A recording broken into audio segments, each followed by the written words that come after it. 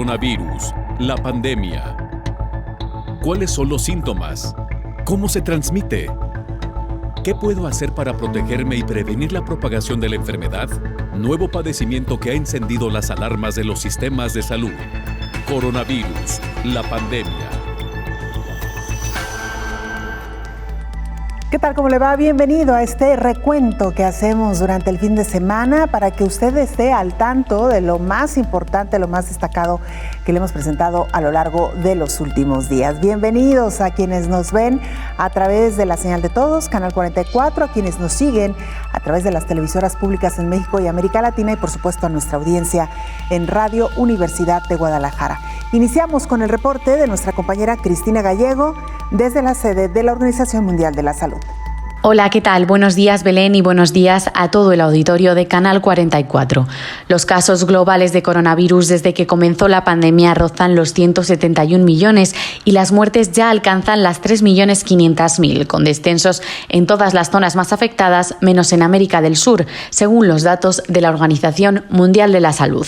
En términos absolutos, se han registrado del 24 al 30 de mayo 3,5 millones de nuevos casos y 78.000 fallecidos, por lo que fue la quinta semana consecutiva de descensos en contagios y la cuarta en muertes. Debido a que muchos de los países de América del Sur tienen un ritmo de vacunación más lento, en el continente americano los casos semanales bajaron solo un 2% la semana pasada, cuando en el europeo se desplomaron un 26%.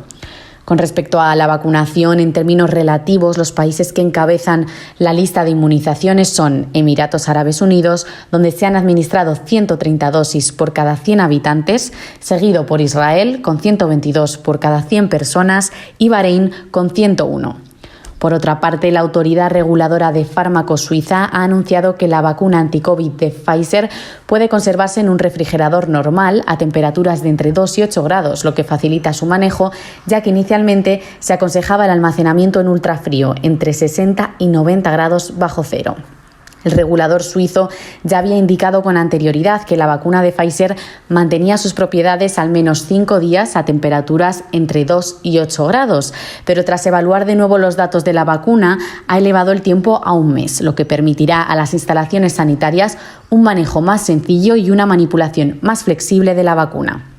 Con respecto al impacto económico de la crisis sanitaria, la Organización Internacional del Trabajo, con sede en Ginebra, ha advertido de que la pandemia de COVID aún destruirá en 2021 trabajo equivalente a 100 millones de trabajos a tiempo completo, cifra que se reducirá a 26 millones en 2022, pero hasta 2023 el crecimiento del empleo no compensará las pérdidas sufridas. En su informe actualizado sobre los efectos de la pandemia en el mercado de trabajo, la organización empeora ligeramente sus iniciales previsiones de principios de este año, debido a factores como el lento ritmo de vacunación en muchos países, que puede retrasar la recuperación económica. Reportó desde Ginebra Cristina Gallego para el programa Coronavirus, la pandemia. Secuelas al parecer permanentes deja COVID-19. Científicos analizan el daño pulmonar, principalmente alteraciones parenquimatosas y vasculares pulmonares. Aunque el sistema de salud anuncia un posible descenso del virus SARS-CoV-2 a 1 año y medio de su surgimiento en diferentes países, las repercusiones que ha dejado son mayúsculas. En este tiempo ya suman 170 millones de personas enfermas y 3,5 millones que han perdido la vida. La mayoría ha tenido daño pulmonar, principalmente quienes tienen padecimientos crónicos como diabetes, hipertensión o del corazón. Diversos estudios relacionados con el análisis del paciente con COVID-19 y estos padecimientos crónicos muestran que la mayoría presenta neumonía y síndrome de dificultad respiratoria aguda. Aquellos con antecedentes de trastornos cardiovasculares han sido el de mayor riesgo de la enfermedad grave de la COVID-19 e igual los que tienen graves afectaciones en los pulmones previo a padecer la enfermedad coronaria requiriendo asistencia ventilatoria prolongada. Las y los pacientes hospitalizados en unidades críticas presentan eventos trombóticos pulmonares, principal factor de riesgo asociado a la mortalidad por SARS-CoV-2. En algunos casos han presentado secuelas pulmonares post-COVID-19, por lo que requieren seguimiento y tratamiento. Algunas de las secuelas de la COVID-19 son alteraciones parenquimatosas y vasculares pulmonares. Las personas de mayor edad son las que han tenido más riesgo de fibrosis pulmonar al presentar la enfermedad COVID-19 con síntomas agudos como fiebre, tos y disnea, seguido de neumonía y afectación inflamatoria, lo que ocasiona severas complicaciones. El daño pulmonar es frecuente aunque haya pasado un año de haber tenido COVID-19, muestran especialistas de la Universidad de Reino Unido. En el informe se indica que hay reducción de la función pulmonar. Las mujeres tienen mayor riesgo de deterioro persistente de la difusión pulmonar que los hombres. La COVID-19 deja severas secuelas en tejido y órganos, pulmones, el corazón y el cerebro, que los científicos dan seguimiento y a un año y medio de la pandemia, las investigaciones se han ampliado para resolver los misterios de un virus tan mutable como su capacidad de transmisión humana.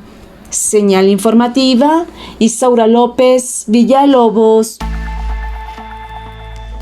El infectólogo Héctor Raúl Pérez Gómez advierte sobre las repercusiones de la enfermedad de COVID-19 de forma grave, particularmente en el sistema pulmonar. La principal repercusión a largo plazo en un paciente con COVID-19 grave es a nivel pulmonar. Las secuelas pulmonares está plenamente identificadas, son las más importantes en estos pacientes. Importantes en cuanto a severidad y en cuanto a frecuencia. La más importante de estas secuelas es fibrosis pulmonar.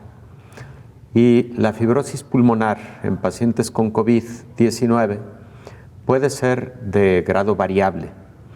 Se deben hacer estudios a todo paciente que tuvo COVID-19, sobre todo COVID grave o COVID crítico, porque hay pacientes que pueden tener actividades cotidianas que no les representa un excesivo esfuerzo, pero que cuando por algún motivo esa actividad les demanda un esfuerzo adicional, ahí notan una diferencia importante respecto de su estado anterior al COVID. Hay pacientes que inmediatamente después del COVID identifican que su función respiratoria ha cambiado importantemente y que siguen teniendo esa dificultad a lo largo de semanas y, como bien lo señalas y lo hemos escuchado en las cápsulas informativas, puede persistir durante meses y no sabemos si alguna de estas secuelas sea permanente. Eso nos lo va a decir el tiempo. Ha transcurrido un año y medio apenas desde que conocimos de esta nueva enfermedad COVID-19.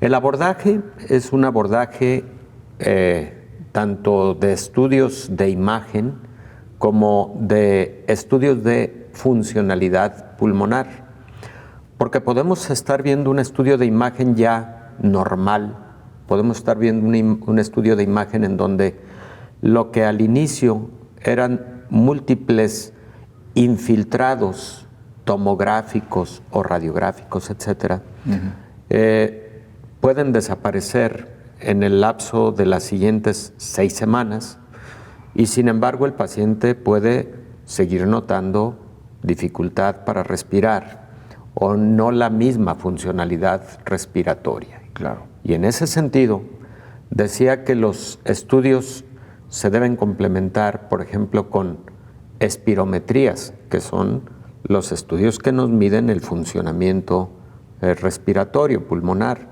que no solo son los pulmones, también nos miden la capacidad de la caja torácica, de los músculos también de la respiración, porque la respiración no solamente son vías respiratorias y pulmones, sino otros elementos anatómicos.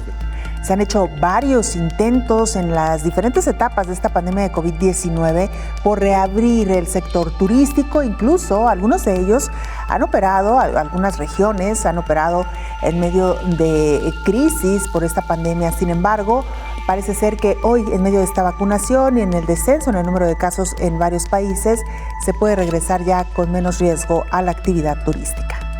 What should the future of tourism look like? And how can we make it? ¿Cómo volverá a ser el turismo? ¿Qué futuro le depara al sector? Son algunas de las preguntas de la cumbre de recuperación del turismo en Riad, en Arabia Saudí, una señal clave de que el sector ansía volver a la actividad tras 18 meses de parón. El papel que desempeña el turismo es enorme en la creación de empleo y como motor de la economía. Al avanzar en este terreno, ayudamos a la economía en su conjunto, pues el sector turístico representa el 10% del Producto Interior Bruto mundial. En el año 2020, el mercado mundial de viajes y turismo se redujo a 1,27 millones de euros. Según proyecciones, podría aumentar a 1,4 billones este año. Eventos como este muestran con optimismo una ansiada recuperación del sector. El certificado COVID digital europeo recientemente acordado y la cooperación mundial es esencial, asegura el ministro de Turismo de Grecia. La única manera es establecer un conjunto común de reglas. Debemos asegurarnos un nuevo marco que pueda sostenerse por sí mismo. Esta cumbre coincide con la apertura de la primera oficina regional de la Organización Mundial del Turismo en Oriente Medio. Será uno de los lugares más importantes para proyectar nuevas ideas. Para la región de Oriente Medio, el turismo es cada vez más importante, aseguraba el secretario general de la OMT. A medida que el mundo vuelve a abrirse con cautela, se busca un turismo seguro en tiempos de pandemia, con gestos que habrá que seguir manteniendo antes de volver a la normalidad.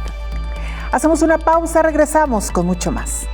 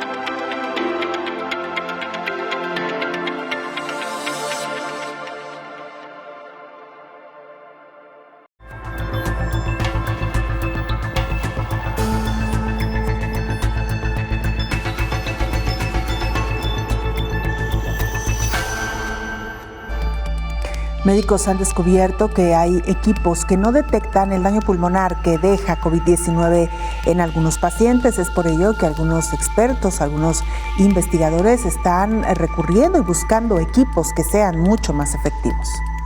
Con equipo de vanguardia, un grupo de investigadores de Oxford y Sheffield identificaron daños persistentes en los pulmones de pacientes 3 meses después de ser dados de alta. Este daño no se detectó mediante tomografías computarizadas de rutina y pruebas clínicas, y en consecuencia normalmente se les diría a los pacientes que sus pulmones son normales, señalan los científicos en un artículo publicado en Radiology, la principal revista de radiología en el mundo. Esta investigación preliminar adicional del equipo ha demostrado que los pacientes que no han sido hospitalizados con COVID-19, pero que experimentan disnea a largo plazo, pueden tener un daño similar en sus pulmones, y se necesita un estudio más amplio para confirmarlo. Los investigadores de Oxford y Sheffield dijeron que las exploraciones de resonancia magnética de xenón hiperpolarizado habían encontrado anomalías en los pulmones de algunos pacientes con COVID-19 durante más de 3 meses, y en algunos casos 9 meses después de salir del hospital, cuando otras mediciones clínicas eran normales. El investigador principal del estudio, el profesor Fergus Gleason, académico de radiología en la Universidad de Oxford, dijo que muchos pacientes con COVID-19 todavía experimentan dificultad para respirar varios meses después de ser dados de alta del hospital, a pesar de que sus tomografías computarizadas indican que sus pulmones funcionan normalmente, informó Elizabeth Ortiz. Esta semana hablamos con el neumólogo Raúl Sensores. Él menciona que el 80% de pacientes que enfermaron por COVID-19 podrían tener secuelas post-COVID. También vaticina más bien que será un problema de salud pública mayor en un futuro. En principio, en el cuadro agudo, que como todos sabemos, el cuadro agudo se caracteriza por muy marcado ataque al estado general, fiebre, dolor de músculos, dolor de cabeza, dolor de todo el cuerpo, hasta las pestañas pueden los pacientes referir que les duele en el cuadro agudo. Una vez superado el cuadro agudo, cuya principal manifestación suele ser la insuficiencia respiratoria, por lo que conocemos como neumonía de focos múltiples, que son parches de vidrio despulido en todos los pulmones que impiden la oxigenación apropiada. Entonces, el siguiente paso es la recuperación. Y en este sentido, la recuperación es lo que se conoce como recuperación lenta. Y ha habido varios nombres al respecto de esta recuperación lenta. Como bien mencionaba la doctora, hay un grupo de pacientes, un número importante de pacientes, que puede ser hasta un tercio de ellos, que no se recuperan tan fácilmente, sobre todo los que tuvieron neumonía de focos múltiples, que estuvieron intubados o tuvieron enfermedad grave. Pero se ha descrito que el 80% de todos los pacientes pueden tener una secuela post-COVID, que así se conoce ahora como síndrome post-COVID, y son muchas. Se ha descrito, reciente salió una publicación de más de 50 síntomas asociados al síndrome post-COVID. El más común de todos es el ataque al estado general, dolor de cuerpo, dolor de cabeza, tos, sensación de falta de aire, y de lo que tiene que ver mi especialidad, el 4% de los que tuvieron enfermedad moderada a grave tienen fibrosis pulmonar, que es algo muy importante, porque imagínense tanta gente que sufrió la enfermedad y ahorita hay 4% de ellos.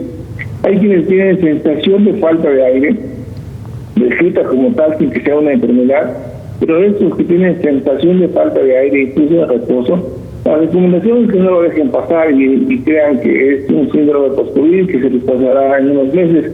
Podríamos estar hablando de pacientes que son asmáticos, que tienen esta sensación, y por supuesto hay tratamiento. Esa sensación de falta de aire también puede ocurrir en los pacientes con fibrosis pulmonar. Y los pacientes creen que pues es normal porque es después del COVID, pues tampoco se ponen bajo la atención del médico y de algo que podría beneficiarse. Hay tratamientos para eso. Digamos que esos síntomas y la tos son los más importantes. También yo pondría como muy importante, aunque no sea respiratorio, el dolor de cabeza. El dolor de cabeza por COVID puede aparecer hoy, le da 2 días, luego desaparece, luego vuelve a aparecer. Los pacientes no saben con exactitud qué les está ocurriendo, pero son las secuelas de la enfermedad.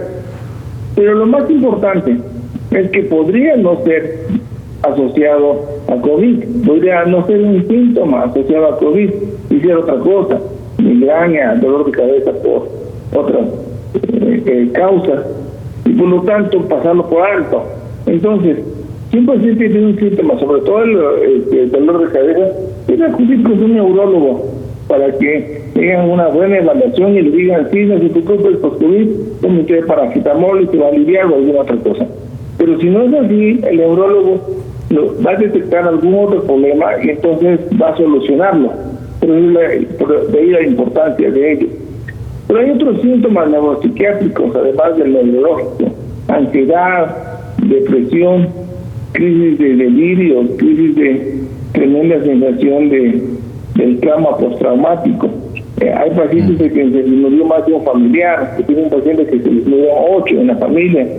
De tal manera que todos los eventos de la vida actual y contemporáneos podrían en algún punto llevarles a ese momento doloroso de la muerte de un familiar y tener lo que se conoce como estrés postraumático. Entonces, estamos ante una gama un abanico de posibilidades de efectos secundarios después de que la enfermedad pasó. Nos vamos a enfrentar a una ola de salud pública que todavía no hemos dimensionado debido a porque no sabemos en la realidad la magnitud de la pandemia. O sea, ¿qué tantos fueron infectados en México? Pues no lo sabemos en la realidad. Pero asumimos que son, si supusiéramos que son nada más esos 2-3 millones de los que pues habla el sector salud en forma oficial. Estos vamos a verlo por proporciones. Esos 2 millones vamos a poner de la parte que yo veo, el 4% terminan con fibrosis pulmonar. El 4% de 2 millones ya estamos hablando de un número importante de cuando menos 4,000 pacientes nuevos con fibrosis pulmonar que van a requerir oxigenoterapia. Pero no solamente son eso, hay otro 4% de diabéticos, otro porcentaje de pacientes que quedaron con hipertensión, otro porcentaje que quedó, el 60% con dolor de cabeza y dolor de cuerpo, otros con gran cantidad casi el 28% con problemas de ansiedad y trastornos emocionales. Es decir, sí estamos pues ante un problema de salud pública que no se ha avisorado apropiadamente y que irá saliendo. Desafortunadamente, pues todavía ayer hubo 300 muertos por COVID según los reportes de la Secretaría de Salud. Pero no hemos acabado con la pandemia, con el número de muertos ni con las hospitalizaciones. Claro, que ahorita tiene prioridad muchas cosas en términos políticos, pero la pandemia no ha acabado y tenemos la sombra, como si fuera la sombra de un halcón volando sobre nosotros, la posibilidad de la tercera ola que no tenemos razones para suponer que no vaya a ocurrir. Todavía hay más de 100 millones de gente que no se han vacunado en nuestro país y que por lo tanto pueden infectarnos y pueden infectarse. Por su parte, el infectólogo Héctor Raúl Pérez Gómez también se ha referido a este tema esta semana, particularmente los daños que provoca COVID-19 en los pulmones y específicamente en este padecimiento que se conoce como fibrosis pulmonar. Es la sustitución del tejido pulmonar normal por un tejido rígido, tipo cicatrizal. Si digo tipo fibrótico, pues estoy utilizando en la definición el término a definir, pero es un tejido que de forma cicatrizal sustituye al tejido normal, que es elástico, pero lo más importante es no solo la elasticidad del tejido pulmonar, sino lo que llamamos cambios estructurales. El pulmón es un órgano de mucha complejidad que tiene vías respiratorias de diferente calibre que traen el oxígeno del medio ambiente hacia el alvéolo pulmonar. Esos pequeños sacos microscópicos que son el sitio en donde se lleva a cabo el intercambio de oxígeno por dióxido de carbono que lleva la sangre, esa parte es la parte funcional más importante del pulmón. Y si esto se sustituye por un tejido rígido, fibrótico, entonces ese intercambio gaseoso ya no se da en condiciones normales y de forma óptima. ¿Qué es lo que como consecuencia trae este fenómeno? Bueno, que la cantidad de oxígeno que llega finalmente a la sangre es menor, que llega finalmente a todos los órganos de nuestro cuerpo es menor, y que la cantidad de dióxido de carbono que debería estarse eliminando se incrementa en nuestra sangre y también en los tejidos, y eso causa daño a mediano y largo plazo. Entonces, eso es lo que particularmente ocurre con la fibrosis pulmonar. Jaime León es nuestro compañero corresponsal de la agencia EFE en Pakistán. Desde ahí reporta lo que sucede en este país. Buenos días a todo el auditorio de Canal 44. Pakistán está superando su tercera ola de la pandemia de COVID-19 con una importante disminución de los contagios y los fallecidos en los últimos días. Con 43 muertos y 2.117 contagios en las últimas 24 horas, el país asiático continúa mejorando sus registros, tras vivir a finales de abril su peor época desde que empezó la pandemia. El número de muertos se ha mantenido por debajo de los 100 durante los últimos 10 días, tras registrar su récord de fallecidos el 27 de abril con 201 muertos. Por su parte, la tasa de positividad se situó en la última jornada en el 4%, la más baja en 3 meses. La presión hospitalaria ha disminuido con una ocupación de camas por debajo del 50% en buena parte del país. Ante esta situación, el gobierno pakistaní ha comenzado a relajar las restricciones que impuso en marzo y en abril, cuando recurrió al ejército para imponer las normas de distancia social y uso de mascarillas. Así, ya se permite el uso de las terrazas de los restaurantes, se han reabierto los centros educativos en zonas con los casos por debajo del 5% de positividad y se ha retomado el turismo. Desde mañana mismo se reabrirán los salones de bodas, en los que se permitirá un máximo de 150 invitados. Sin embargo, los cines, el interior de restaurantes y las actividades deportivas y culturales continúan paralizadas. Todo ello en medio de un proceso de vacunación que ha cogido ritmo en las últimas semanas, pero continúa la reticencia de muchos ciudadanos a inmunizarse. Pakistán registró el sábado su mayor récord de vacunas en un día, con casi 400.000 pinchazos, sobre todo de las chinas Sinopharm y CanSino. Así, el total de dosis administradas asciende a poco más de 6 millones, con algo más de 1,5 millones de personas con la pauta completa. Ahora mismo pueden vacunarse los mayores de 30 años y desde el jueves podrán acceder a las vacunas los mayores de 18. Pero las autoridades han informado de que solo 11 millones de personas se han registrado hasta el momento para vacunarse en un país de 220 millones de habitantes.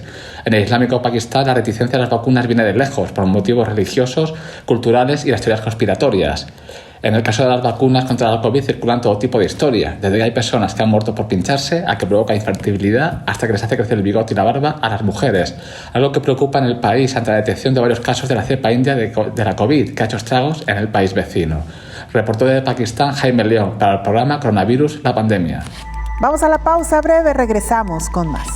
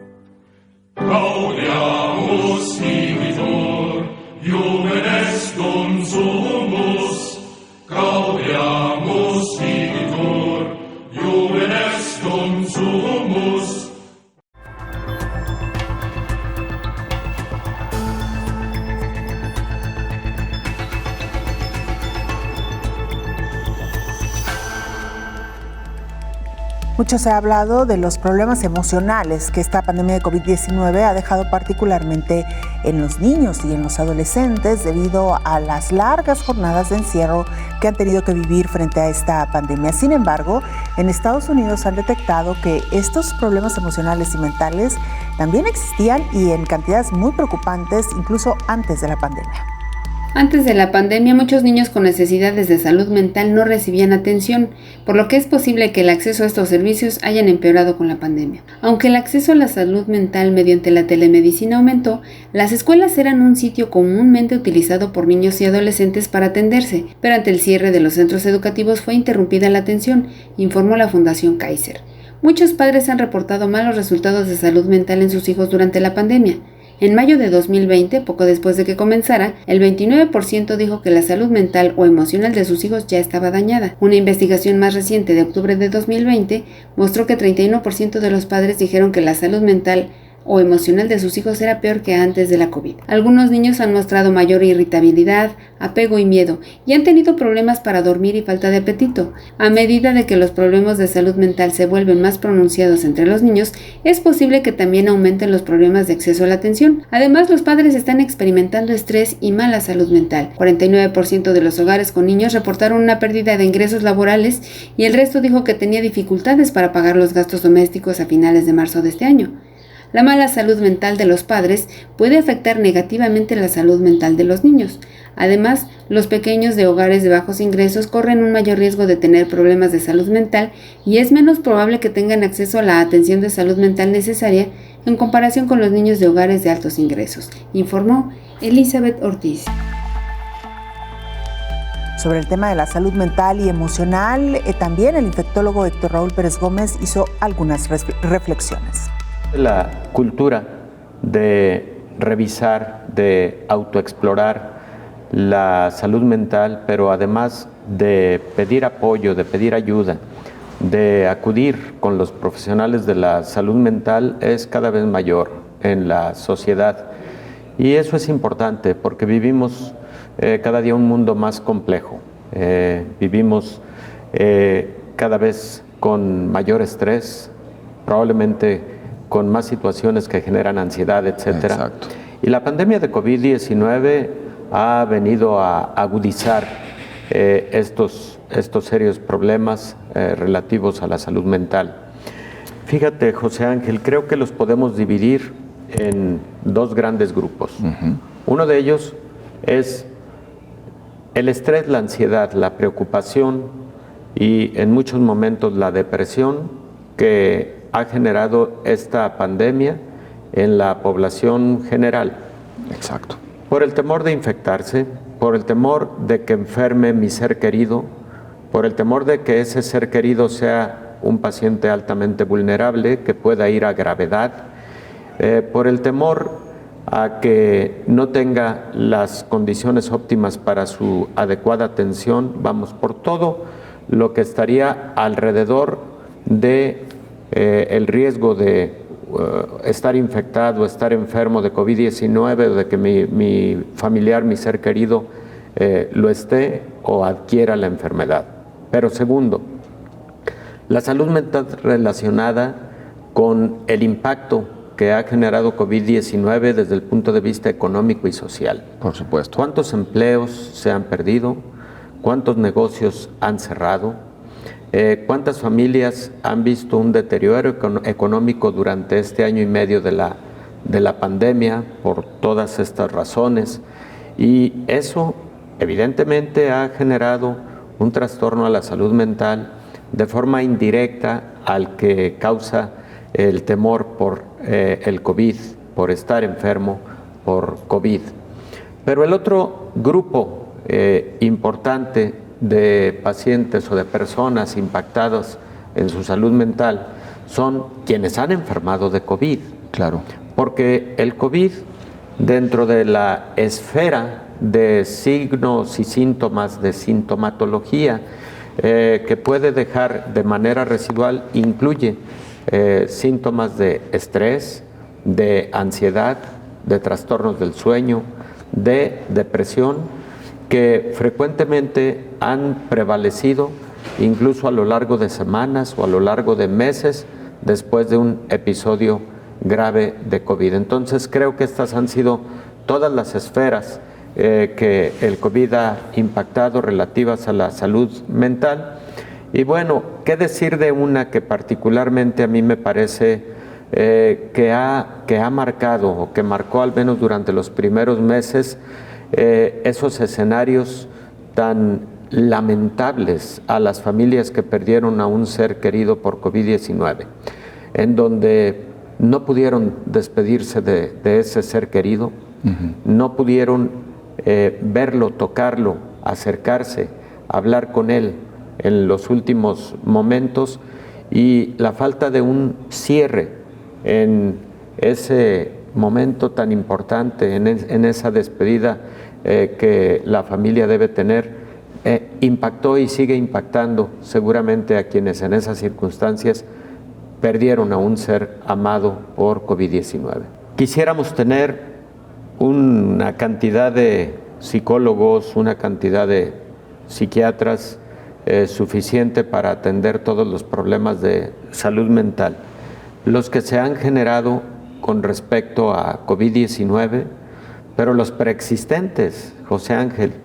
Las estimaciones son que alrededor del 10% de la población general tiene algún trastorno en su esfera emocional y psicológica, incluidos temor, ansiedad, depresión, la combinación de temor, ansiedad y depresión, frecuentemente estados depresivos, pero también frecuentemente depresión como tal, que tiene una diferencia en su definición.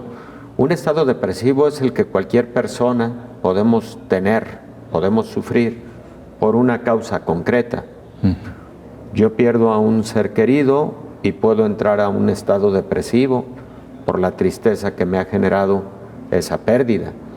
Pero la depresión como tal es un estado permanente o al menos prolongado y frecuentemente sin tener una causa bien concreta, bien definida, por la cual ese ser humano se siente triste, se siente desolado. Entonces, 10% de la población previo al COVID ya tenía algún trastorno en la esfera psicológica y emocional, y ahora con el COVID las estimaciones son que el 30% de las personas que han sufrido un episodio de COVID han quedado con síntomas residuales o prolongados de esta naturaleza, incluyendo los trastornos del sueño. Muy importante, 30% con trastornos del sueño. Y eso va a requerir que el personal de la salud, y no solamente los psicólogos y los psiquiatras, sino en general el personal de la salud, estemos preparados para poder enfrentar esto que puede ser un grave problema de salud pública. En lo biológico, lo que se ha encontrado es que los vasos sanguíneos cerebrales, y particularmente los que se encuentran en las regiones que integran la esfera de las emociones, como es el caso del hipocampo, esos vasos sanguíneos también se inflaman con el COVID. También sufren ese trastorno microanatómico que puede dejar este tipo de síntomas y secuelas. Pero también se ha encontrado que sin que exista este factor estrictamente biológico, los pacientes, por el temor a volver a enfermar o por el temor a transmitir la enfermedad o por el impacto psicológico que les dejó este episodio, a lo cual conocemos como trastorno postraumático o estrés postraumático, puede asociarse, puede acompañarse con trastornos del sueño. En una buena cantidad pueden requerirse medicamentos. Ahí hay que procurar diferenciar muy bien entre aquellos que podrán resolver solo con un soporte psicológico, pero también hay que identificar aquellos que van a requerir ambas cosas, soporte psicológico, pero también posiblemente fármacos, ansiolíticos, antidepresivos, inductores del sueño, por ejemplo, que se están utilizando mucho en pacientes con post-COVID. Te diría que posiblemente 30% de los pacientes en lo que conocemos esta etapa post-COVID. Desde el inicio de esta pandemia ya algunos analistas vaticinaban que uno de los estragos más importantes que generaría esta pandemia sería precisamente daños en la salud mental y emocional de la población. El pronóstico se cumplió. La pandemia de coronavirus está afectando a la salud mental de miles de personas en todo el mundo. Depresión, ansiedad e incertidumbre componen su triste huella invisible. Al confinamiento se le suma el miedo al contagio y la retahíla diaria de cientos de miles de muertos, además de las pérdidas humanas sin despedidas ni duelos. Ante un posible aumento de los suicidios, la ONU pide tomar medidas para cuidar la salud mental. La pandemia de COVID-19 está afectando a familias y comunidades con una carga de estrés mental adicional. Se exponen a un mayor riesgo el personal médico en primera línea, las personas mayores y también los jóvenes que ya tenían problemas mentales. Y también quienes están atrapados en conflictos y crisis. Debemos ayudarles y apoyarles. Varios estudios confirman que muchos profesionales sanitarios necesitaron apoyo psicológico y ponen de relieve la vulnerabilidad mental ante el aumento del sentimiento de angustia. Varias encuestas en Canadá muestran que el 47% del personal sanitario necesitó apoyo psicológico, es decir, casi la mitad. En China, un 50% de los encuestados sufrió depresión y crisis de ansiedad y el 34% padeció insomnio, explica la directora del Departamento de Salud Mental de la OMS. La depresión afecta a cerca de 300 millones de personas en el mundo. La crisis económica que vendrá tras la pandemia aumentará los problemas de salud mental y las tasas de suicidio. Invertir en nuestros sistemas de salud es la mejor medida de prevención para evitar que empeore la situación. Hacemos nuestra última pausa, regresamos con mucho más.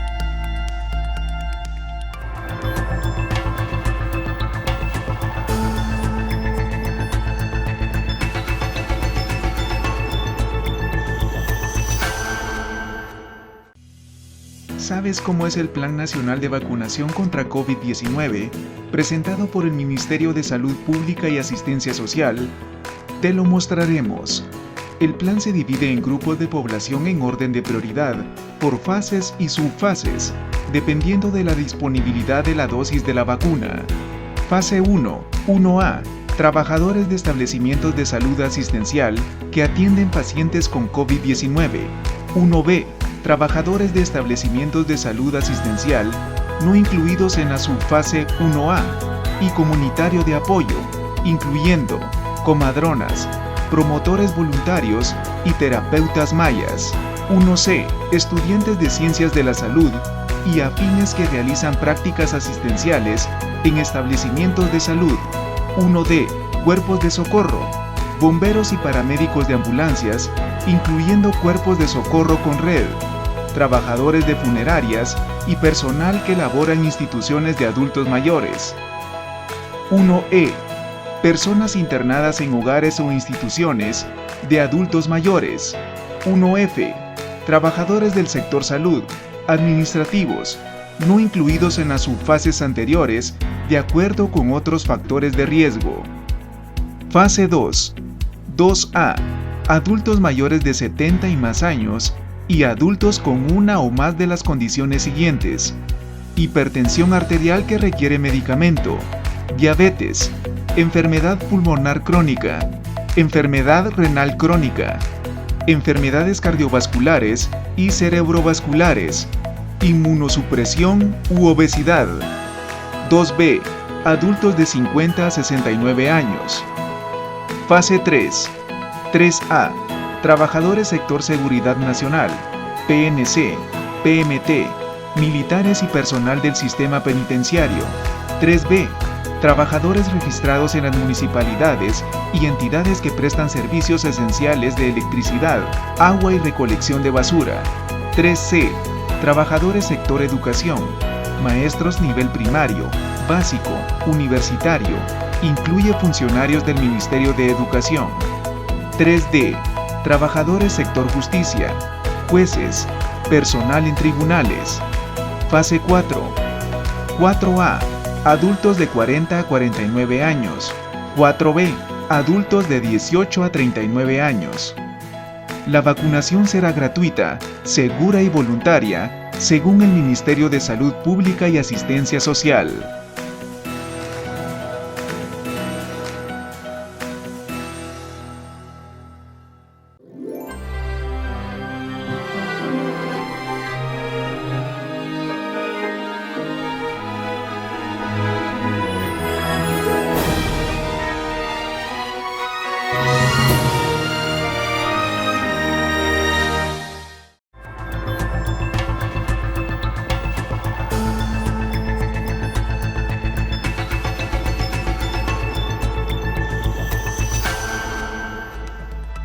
Una vez que lamentablemente se han cumplido los pronósticos en cuanto al daño que ha causado la pandemia de COVID-19 en la salud mental y emocional de la población, la pregunta siguiente es ¿qué hacer frente a estos casos? Y además casos importantes en número que se han venido registrando. Los analistas, los especialistas urgen a atender esta situación. Personal médico, familiares de enfermos o de fallecidos, o personas que han perdido su empleo o sus ingresos, se pueden sentir incapacitados y tener mucho sufrimiento, por lo que es necesario que sean atendidos. Recomiendan expertos que se dedican a la salud mental. Ya que son muchas las personas que están viviendo algún tipo de malestar psicológico, especialistas en salud mental han creado varios manuales o recomendaciones y herramientas para poder enfrentar estos problemas. Se busca proveer de información para ayudar a entender qué emociones y reacciones podemos estar experimentando en relación con la pandemia, desde aprender qué son los pensamientos hasta identificar qué es lo que produce ese malestar y cómo solucionarlo. La exposición prolongada a una situación tan estresante, incierta y excepcional puede generar en muchas personas un desgaste o agotamiento emocional que tiene que ser atendido, ya que desde el desempleo, la pérdida de seres queridos y estilos y formas de vida, además del cambio de hábitos, pueden generar emociones desagradables e incapacitantes. Algunos especialistas en salud mental han creado algunas guías y recomendaciones llamadas el método IMAN. Identifica en qué momento te encuentras, cuáles son las emociones, pensamientos y o conductas que te hacen sufrir y las que te ayudan. Mantener tu atención en cómo gestionas tus recursos, en las cosas que sí puedes hacer en medio de esta pandemia. Actúa y utiliza las estrategias que ya tienes o que has aprendido y que más te ayudan en tu caso. Y no olvides pedir ayuda si lo necesitas. Informó Rocío López Fonseca. El infectólogo Héctor Raúl Pérez Gómez habló esta semana también sobre los daños cognitivos que provoca la enfermedad COVID-19. Alrededor del 20% de los pacientes con COVID, incluso COVID moderado, han tenido el reporte de síntomas residuales relacionados con la esfera cognitiva. Ellos y en las publicaciones académicas al respecto señalan tener un trastorno en la concentración, lo que en la literatura anglosajona han llamado brain fog o fog brain, el cerebro nebuloso, una sensación de no estar concentrados, una sensación de olvidar las cosas rápidamente, una sensación de no tener al 100% las actividades neurológicas superiores. Y en algunos pacientes se relata la sensación incluso de inseguridad por tener esta falta de concentración.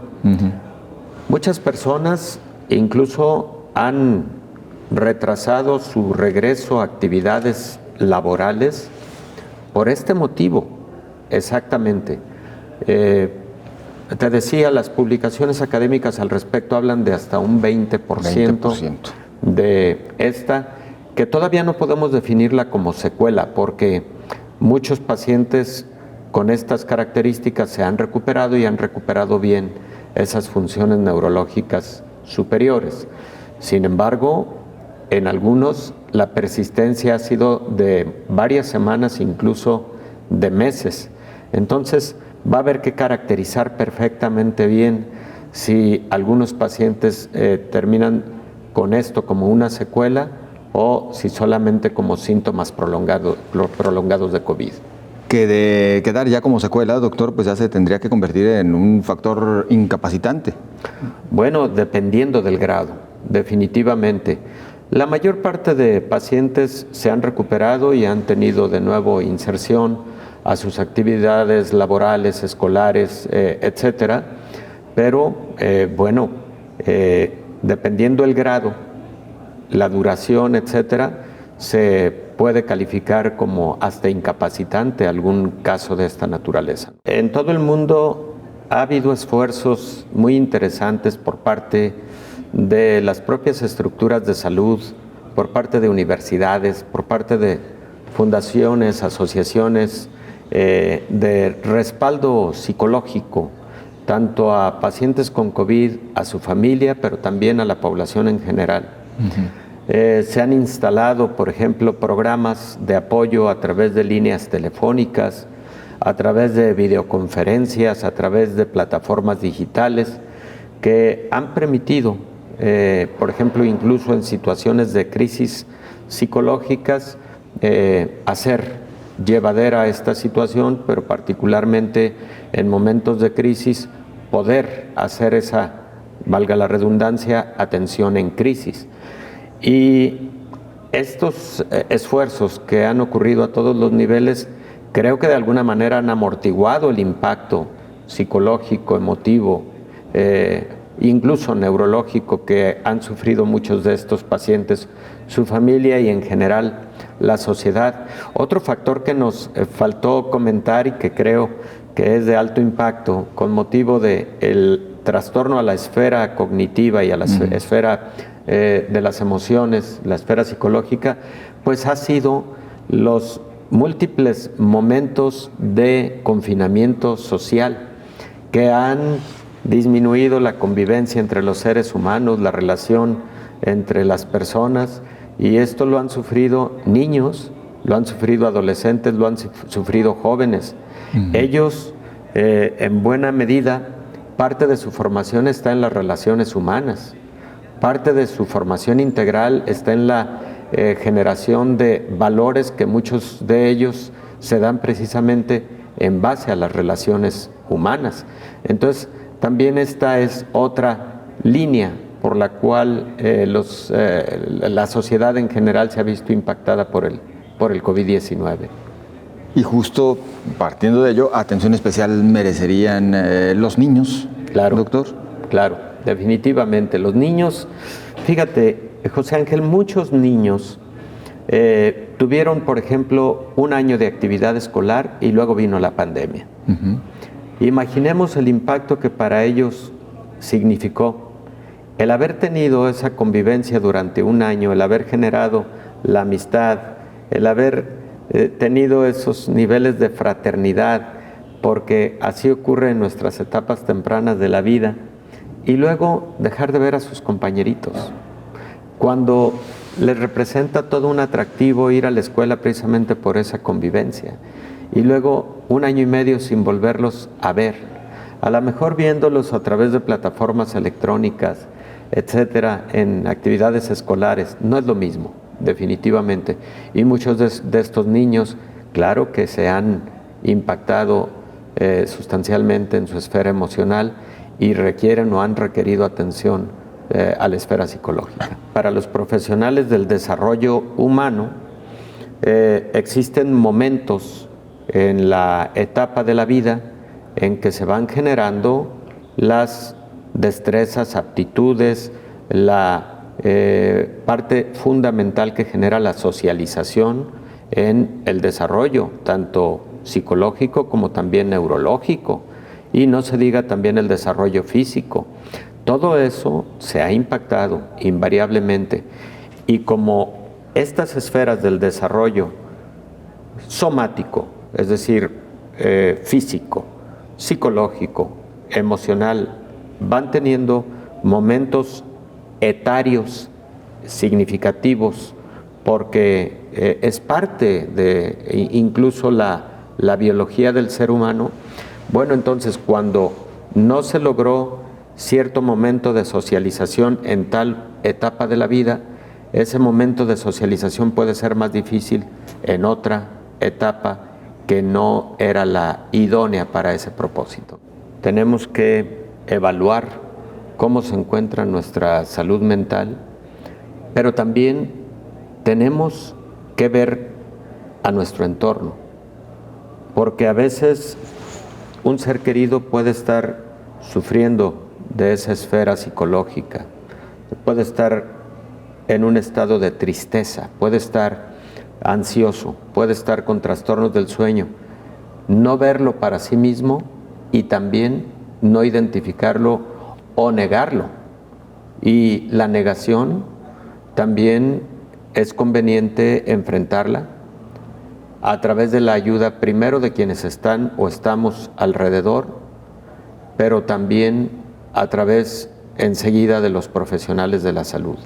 Entonces, es mirar hacia adentro, pero también mirar cómo se encuentran quienes están a nuestro alrededor, para que identificando un impacto, un trastorno a esta esfera psicológica y emocional, podamos brindar nuestra mejor ayuda o el consejo de ver a un profesional de la salud. Hablábamos en un bloque anterior sobre la reapertura de centros turísticos en algunos países, en algunas localidades que viven precisamente de esta actividad. Bruselas urge a reabrir los espacios turísticos en este país. Se acerca el verano y crece la población vacunada, por lo que la Comisión Europea ha pedido a los Estados miembros que levanten parte de las restricciones de viaje en el continente. Bruselas quiere que los países europeos armonicen sus medidas para facilitar la libre circulación en Europa. Proponemos que no se realicen pruebas PCR o cuarentenas para viajar a las personas totalmente vacunadas o que se hayan recuperado del virus. Esto ya se practica en muchos Estados miembros y debería existir independientemente de desde dónde se viaja o hacia dónde se viaja. Proponemos un acuerdo común sobre qué se entiende como persona totalmente vacunada en el contexto de un viaje. Para nosotros significa 14 días después de haber recibido su última dosis. Bruselas quiere que las personas que no entren en esas dos categorías estén sujetas al color de la zona de donde provienen. Eso significará que no habrá restricciones para las áreas verdes, habrá pruebas PCR para las naranjas y la posibilidad de cuarentena para las rojas. Las propuestas están diseñadas para complementar el certificado de viaje COVID de la Unión Europea, que se espera que esté listo para el 1 de julio. Pero este documento permitirá a los Estados miembros imponer sus propios requisitos de entrada. Realmente no tenemos la garantía de que los Estados miembros mantendrán este compromiso, porque el mismo certificado COVID permitirá expresamente a los Estados miembros apartarse de él. Como por ejemplo en una situación en la que alguien ha recibido una vacuna pero no la segunda dosis. Algunos países pueden reservarse el derecho de no reconocer el certificado COVID e imponer requisitos adicionales. Por lo que no creo que esta sea realmente la solución, sino que será la causa de muchos problemas para el verano de muchos europeos. Las propuestas pasarán ahora al Consejo para su debate y posible adopción a mediados de junio. De esta manera llegamos al final de este espacio. Gracias por habernos acompañado. Que tenga un excelente fin de semana.